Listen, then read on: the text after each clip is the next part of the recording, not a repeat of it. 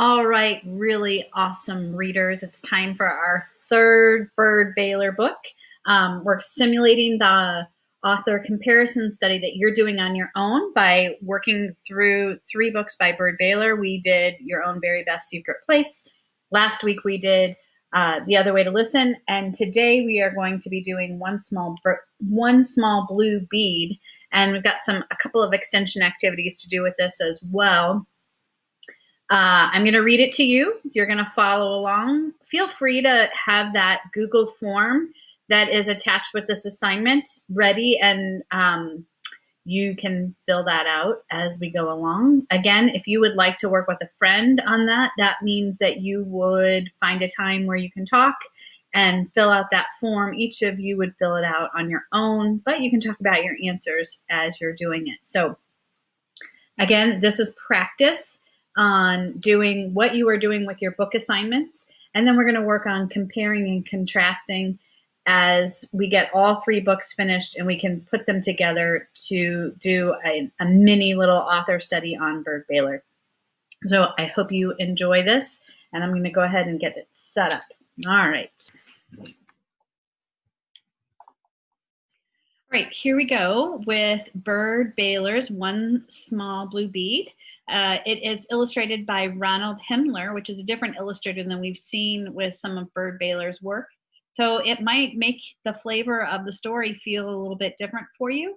But still, as I read, I'd like you to do the compare and contrast and fill out the Google form that goes along with that. You can do that as I'm reading, or you can do that once I've finished and you want to go back and fill it in after the story's over.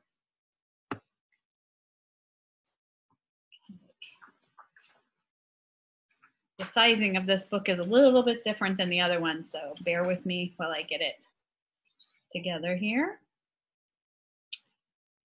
One small blue bead, a turquoise bead no larger than an apple seed. You might not notice a thing so small. You might walk by and not see it at all. Though it shines as blue as a piece of the sky and bright as the flash of an eagle's eye. When men lived in cliffs and caves and great beasts roamed the land, there was a boy who held this bead, clutched tightly in his hand. Now it lies forgotten in the desert sand.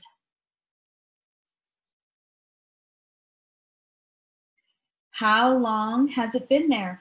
Who can say? Maybe 10,000 years, and one long day, for this is a wide and lonely land where hardly a footstep disturbs the sand, and very few people happen to pass a certain clump of tall, dry grass that hides this bit of blue. But someone will find it. Will that someone be you? Here's the map to follow. It's drawn to show where men went wandering ages ago. And if it leads you to the bead, there in the sand, before you stoop beside it, take it in your hand, look off into the desert sky and watch the eagles floating high. Listen to the wind and try to let time blow away, away, back to a dim and ancient day.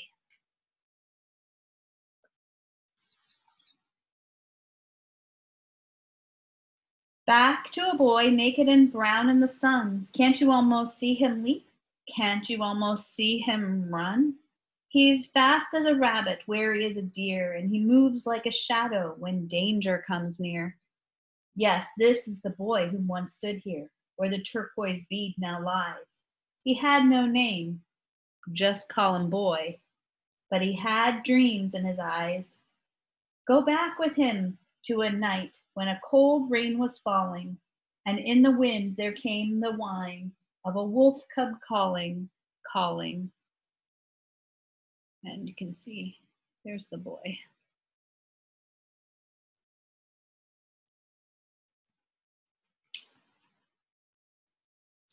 Here's the picture, the gathering of people.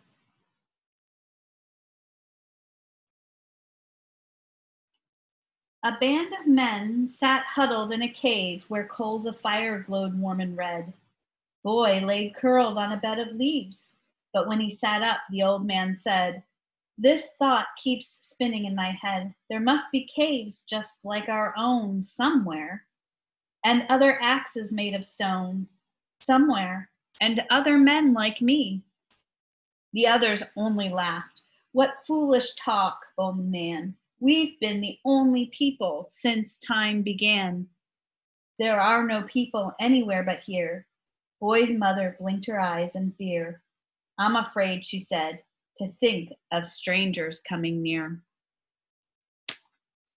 But Boy was filled with wonder. This new thought was a thunder in his mind.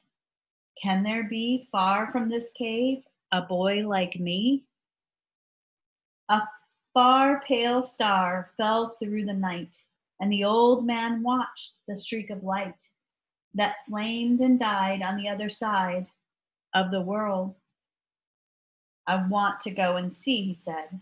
"I want to know what's over there. I want to wander everywhere. I'll search for men in far off places. I'll touch their hands. I'll see their faces." But the others said, "No, you cannot go. Each man here has work to do. Who would do your share for you?" "Not I," they said, "not I." "Besides," they said, "why should anyone want to go? What is there to know that we don't know? We found berries and seeds to make children grow, and we found where cold, sweet waters flow. We've learned to make a fire glow. We've had shelter from wind and rain. Here we look down on a grassy plain.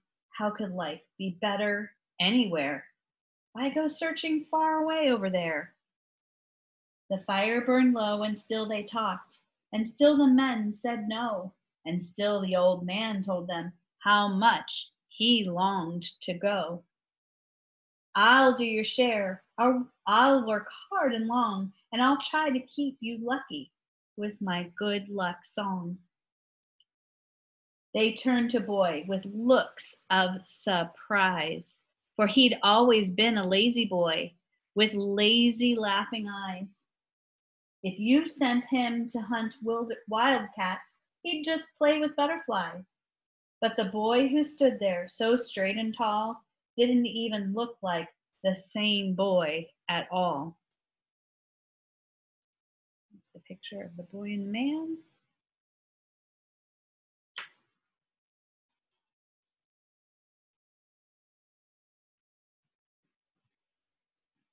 Boy stood alone. His words at first came shy and slow. "I think that there is something that just tells a man to go in search of people who may not be, in search of places he may not see. Still, he has to search, and that's clear to me. Old man, I'll tend your fire while you're away. I'll walk your path. I'll hunt each day." The others asked, "You swear to do the work of two?" Boy looked at the old man, and then he nodded his head. "You can go where you like, old man," they said. And so he walked off alone, taking only his dreams. The people said wisely, "How foolish he seems." Boy clambered up a hill to watch him out of sight, and once he smiled, once he waved, then he sang with all his might. He sang his good luck song to speed that old man's feet along, like happy birds in flight. This picture of the old man leaving.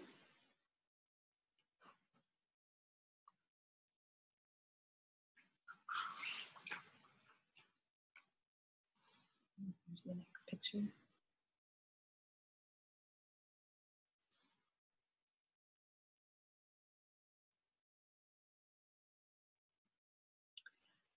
Now Boy must do the work of two. His day begins while the moon still shines, and he wakes to the sound of coyote whines.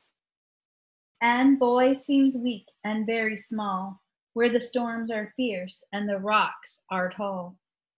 But he loves the sound of the wind's wild call, and he likes to crouch on a canyon wall, near an eagle's nest, and best of all, he likes to dream the old man's dream.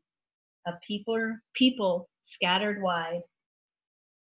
I wonder, I wonder if on some far hillside there's a boy who sits alone and thinks the same thoughts as my own. I wonder if he wonders if there's a boy with thoughts like his.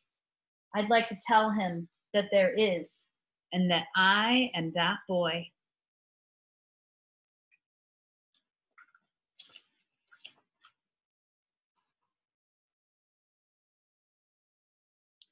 That was a good dream, his favorite dream too, but the people kept saying it couldn't be true.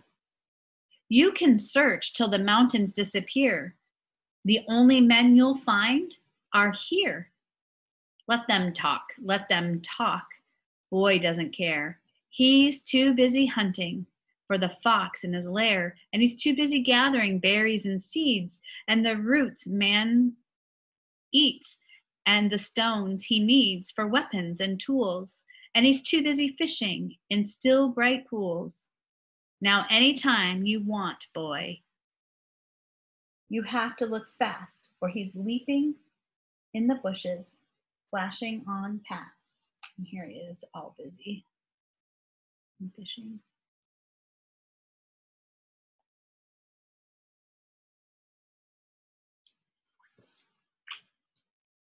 And here's the group. And the boy sort of sitting off. Okay. But of all the work he did day after day, the hardest work was waiting for the time to pass away. For no old man came walking up a hill, and people told boy, we know he never will. Full moons came and went, new bees followed clover scent. Rabbits found holes to spend winters in, and boy wrapped warm in his gray wolf skin. And summer winds came back and filled the sky, and lifted small birds as they learned to fly. But no old man came through the mountain pass. What sounded like his whistle was just wind in the grass.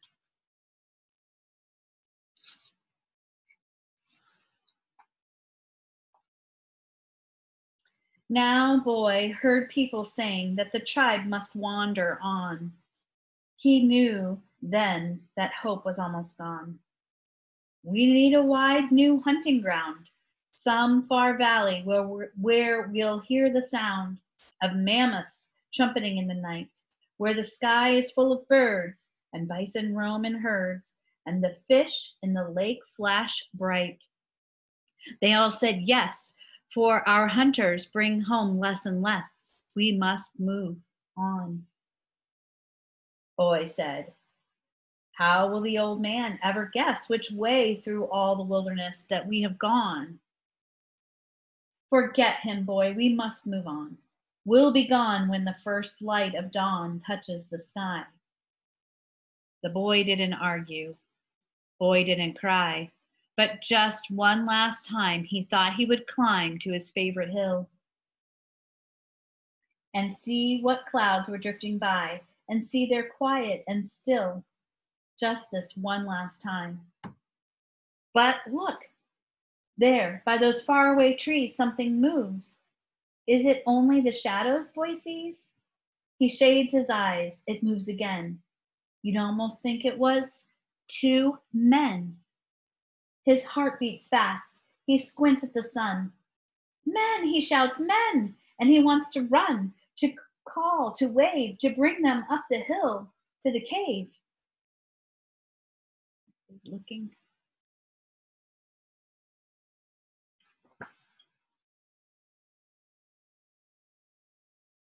But others cry, danger!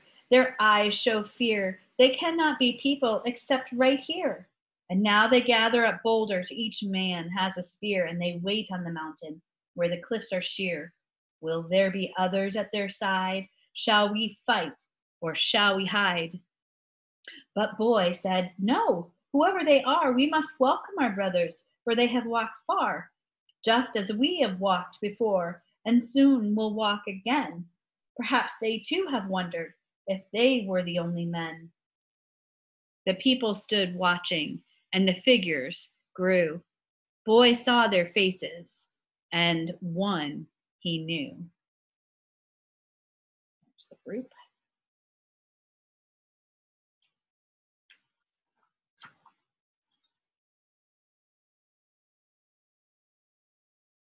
Suddenly, the old man's whistle was heard. To Boy it sounded gayer than a singing bird could ever sound. He whirled around and ran in a flurry of dust and joy to the place where the old man stood with a boy. He was skinny and brown, just about Boy's size, with just about the same kind of dreams in his eyes. And they stared in silence a little while. Boy lowered his eyes and then tried to smile.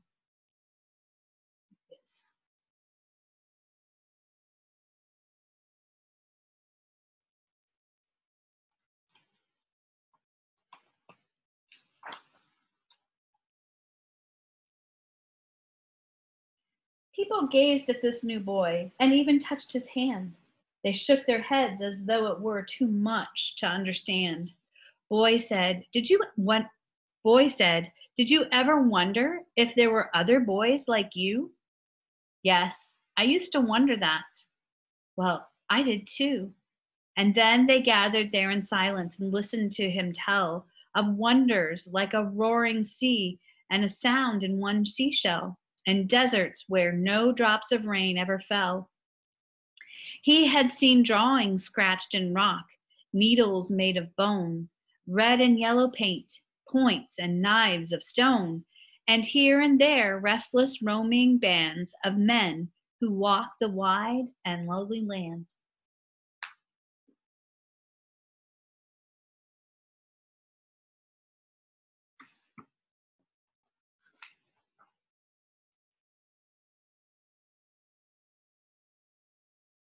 Around his neck the boy wore something they never had seen before.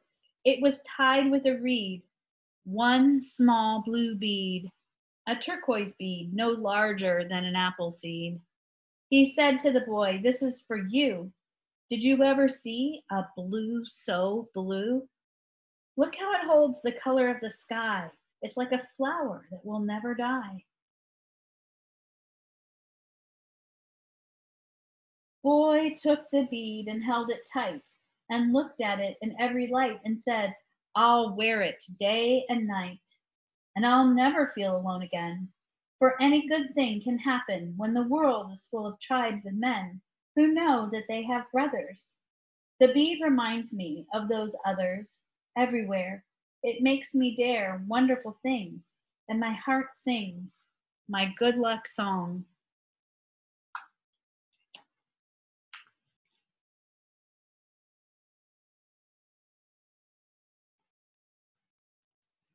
And soon enough the song was heard on many a misty hilltop by many a startled bird, for the tribe set out at break of day, Boy and the old man leading the way. They passed by nameless canyons and saw nameless rivers flow.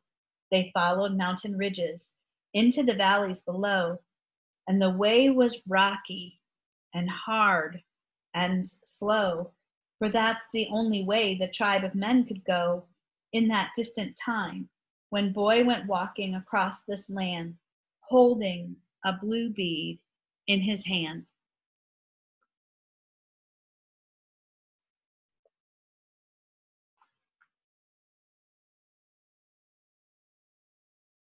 Now the blue bead lies in a sandy place where winter weeds all look like lace, and a gopher sits with the sun in his face, looking out over the desert land while the eagle drops shadows on the white hot sand. If you find it, please take care not to leave it just anywhere, for the boy named Boy would be happy to know that this bead goes with you wherever you go. That is the end of One Small Blue Bead by Byrd Baylor. And I'm going to turn it over to you to look at all the different story elements. Who are the main characters? What's the point of view of the story? Of course, what's the theme of the story? We've been practicing that. and also the tone of the story. What do you think some of Byrd Baylor's style is as you listen to this story and follow along with the pictures? So good luck. Also, check in with me if you're having any sort of trouble at all. And I can't wait to hear what you all think. Thanks, and have a great afternoon, day, morning, or whenever you happen to be doing this. We'll see you soon.